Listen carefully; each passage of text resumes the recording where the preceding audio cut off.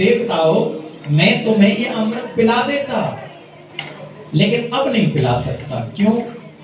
क्योंकि तुमने स्वर्ग के अमृत की तुलना भागवत के अमृत से कर दी, जो कभी हो ही नहीं सकती। स्वर्ग का अमृत सुखदेव जी कहते हैं कांच के कंचे के समान, और भागवत का अमृत बोले सोने की मणि के समान। कहां कांच का कंचा, कहां सोने की मणि कभी एक हो सकते हैं ना। कितनी वैल्यू में अंतर, कितनी कीमत में अंतर है। बोले तुमने तुलना कर दी भागवत के अमृत से, इसलिए मैं आपको अमृत नहीं, ये भागवत नहीं सुना सकता। और देवताओं को लौटा दिया, बेरंग लौट गए।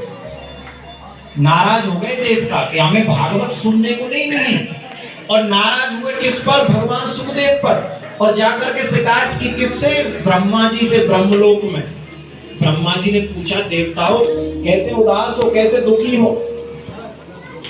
देवताओं ने कहा कि ब्रह्मा जी हम भागवत श्रवण करने गए थे, लेकिन सुखदेव जी कहते हैं कि आपको मैं कथा नहीं सुना सकता। क्यों?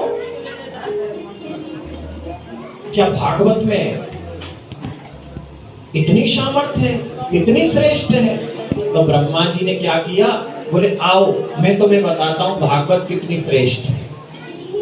तो ब्रह्मा जी ने एक तराजू लिया, और एक पलड़े में तो धर्म के जितने भी संसाधन थे, वेद शास्त्र पुराण सब रख दिए, उपनिषद सब रख दिए, और एक तराजू के पलड़े में केवल भागवत जी को रख दिया।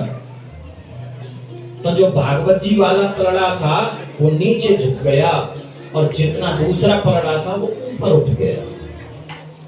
यानी जिसमें गुण होते हैं ज्यादा वो झुकता है, और जिसमें गुण नहीं होते वो उठता है ऐसे, क्योंकि उसमें वजन तो होता है। तो श्री सूत जी कहते हैं कि वही कथा मैं आपको सुनाऊंगा जिस कथा को सुनने से, जिस कथा को सुनने से, कथा को सुनने का फल क्या है?